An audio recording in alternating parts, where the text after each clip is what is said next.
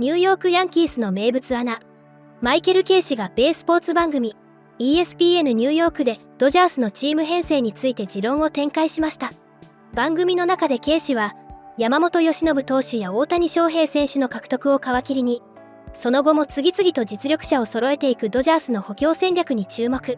ドジャースの新シーズンに向けた補強の状況に、ヤンキースの名物アナらしく、自軍との比較も交えつつ、忖度のない視点で編成力を称賛しています。その模様を日本語字幕付きでご紹介しますので、ぜひ最後までご覧ください。Good afternoon, everybody. This is indeed the Michael K. Show. We thank you for joining us on this Friday. I know that Met fans are going to be going up and in on Steve Cohen. You know, I thought he was never going to lose out to anybody. How could he lose out to anybody when it comes to money?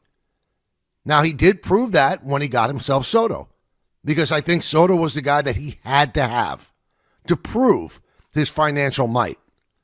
But he has lost out on Edwin Diaz because of money, and he has lost out on Tucker, it turns out, maybe because of money, maybe because Tucker wanted to be, I don't know, the fifth most important player on the Dodger lineup. He didn't want the pressure of being in New York, maybe. But Met fans thought they would never, ever lose out on a player that their team wanted. Well, the Mets wanted back Diaz, and they lost out on him. The Mets obviously wanted Tucker, and they lost out on him. And I think the Dodgers have something now that is even more important than money. People want to play there, the weather, the team. Players think it's their best chance to win a championship. The Dodgers won 2 in a row. You'd have to say with the addition of Tucker, they are the overwhelming favorites to repeat. Players want to get rings. And also the Dodgers pay them. The Dodgers just don't like to hand out long-term contracts on some players. They looked at the charts on Tucker, and they said, well, he might not age that well, but he's probably got 4 really good years left in him. So they overpaid for those 4 years. Just think about this, everybody. Kyle Tucker's a nice player. He's not Juan Soto. Next year, he'll make $6+ million more than Juan Soto. The Dodgers get what they want. They've got an overabundance of money. They have an owner who has an insatiable desire to win. Take a look at the numbers now on this. Their projected payroll for the upcoming season is $396 million. That's $90 million over the final threshold.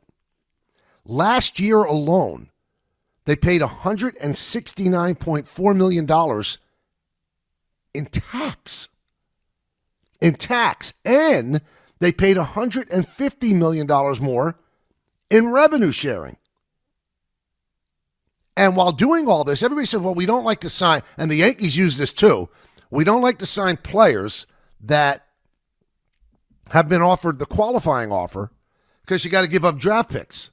Well, by signing Diaz, the Dodgers forfeited their second and their 5th best pick of the year, of the upcoming draft. By signing Tucker, they forfeited their 3rd and their 6th best pick this year. Also forfeiting international bonus money. So you would say, with the Dodgers making all of these types of moves, right? Well, their farm system must be getting ravaged. No.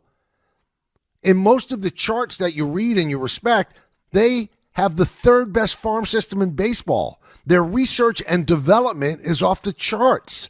They're picking people in the later rounds, and they're making them big-time prospects.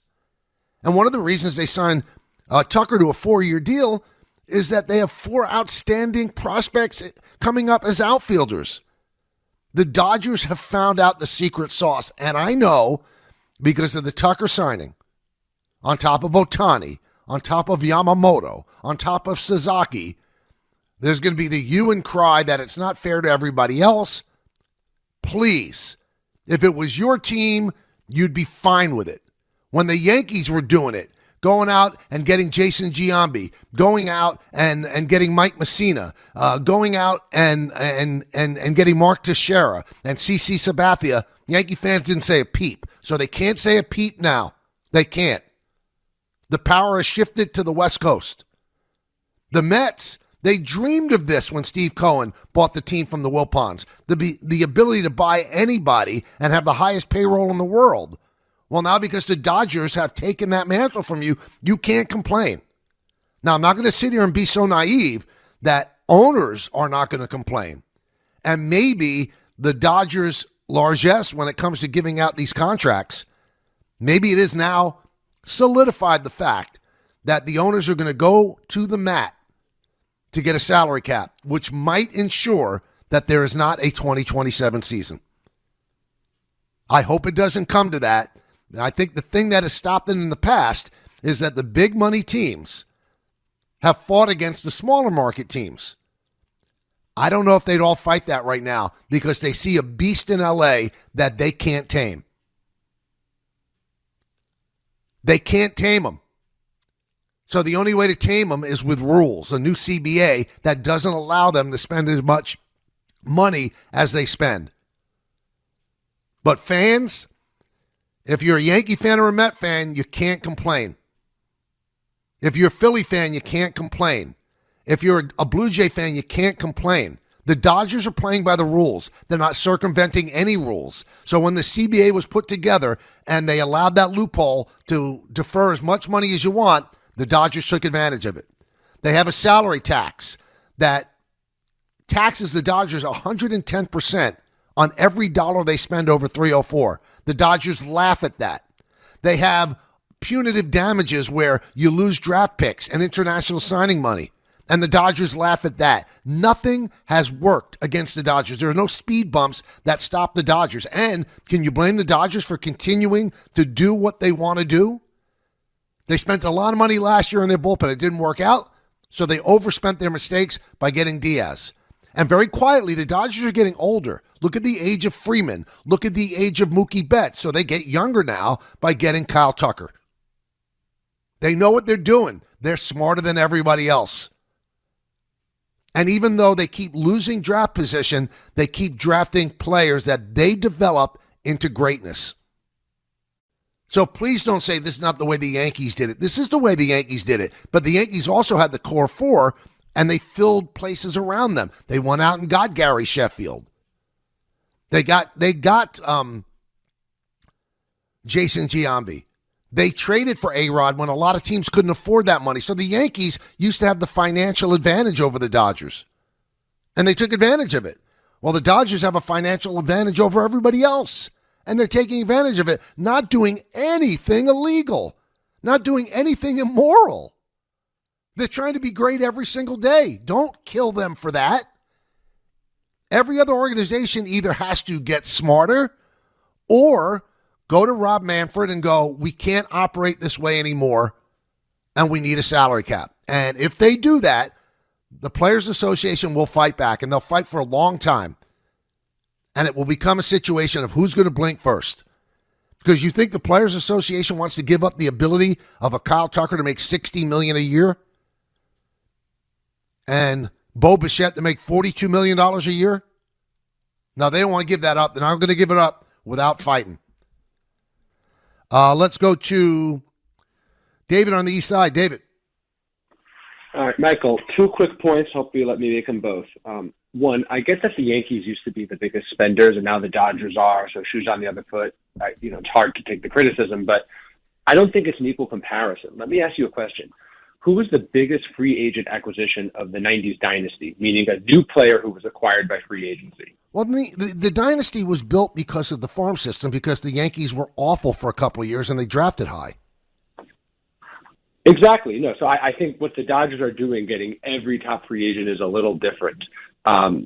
So No, just something to David, keep in mind. it's really not, my friend. It's not. The Yankees got everybody they wanted. If they wanted somebody, they never lost out on them because of money. They got everybody they wanted. Now, they didn't need as many free agents because of the fact that they had the core four. But when Tino aged out, they went and spent more money than anybody wanted to spend on Jason Giambi. So they did the same thing. They just didn't have the needs that the Dodgers have. The Dodgers fill every need with their money. Fair enough. Maybe agree to disagree. Here's the real point I wanted to make. Kyle Tucker's signing bonus was $64 million. I believe he keeps that even if he opts out after the second or third year. And I think it also circumvents any labor outage in 2027.